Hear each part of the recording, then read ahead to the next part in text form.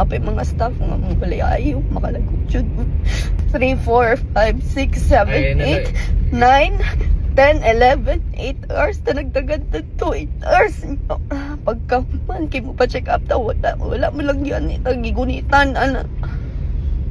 Kay dili daw sila mo hatag og mga inganan, mga resita daw kay tungod daw kailangan tong daan nga ultrasound.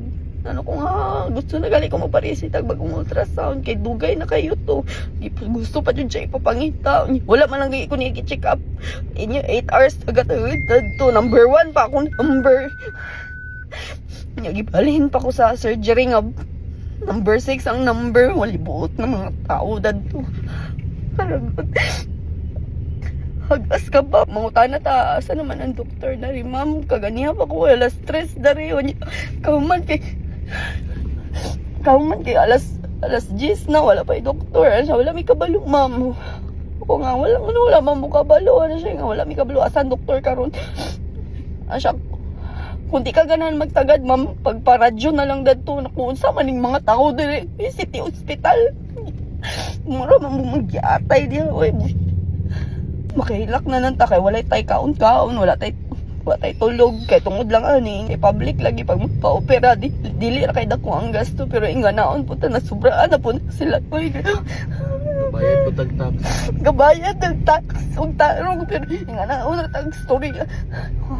Walay pag humanity, unsa anyway, sakit kay sila mo story, jud. Ang uban ng mga customer dato, grabe yaw-yaw, mga 80% siguro sa mga tao dato, gayaw-yaw nag-ayo. Tungod na nilang service yung way ayo. Hindi na dyan mo balik na ever. Makamahay ka ayo. Last time ni ato ko to, alas 5. Alas 5 ko ni ato. Wala na ko yung number karon ni sayo na dyan ko. Last stress. Para number 1 lagi pero naunsa na alas 11 na. Ay mo ingon mo better ang kuan city hospital karon better usay pagka-veteran. Ay naunsa naman mo eh. Gahilak na jud ko galakaw. Samo kayo gahilak na lang jud ko kay maskin check up man lang nga gamay gunit man lang sa ako wala jud gibuhat. Malag magpretend na lang siya nga sige ma'am higda sa diri ma'am kay check upon ka na ko wala jud. So public hospital lagi pero walay doktor nga public hospital. Dapat ang mga doktor shifting. Tingala ka mga doktor nila alas 10 na mga bot. Wala nangamatay ng pasyente. Karon pa jud ko nabuntagan sa akong kinabuhi.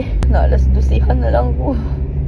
Walay tulog-tulog para lang at ning iwata kaya operation sa private 70,000 dara sa kuan public libre lagi pero mayawaan sad ka. Mga tao dadto murag walay mga pasaylo. Gamay sweldo.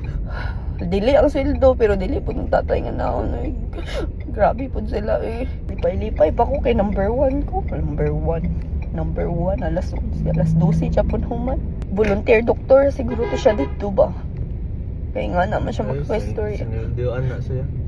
Basin volunteer siya, kaya the way siya mustorya, mura man siya sikinsa. Nga pagka-doktor. Gisinduan siya, dahil sa pag-umanan na balibad lang siya trabaho. Ngita siya, rason makabalibad og trabaho. Kalikot ka. Kaigo na siya. Pila kay pag-isita, ultrasound, wala din siya ka katag. Pilat na ka oras katagad.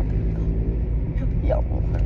Ano mambot sa ubang taon na makaya dyan nila nga ano ay na servisyo. No choice man sila. No choice lang yun eh. Pero grabe po niya eh.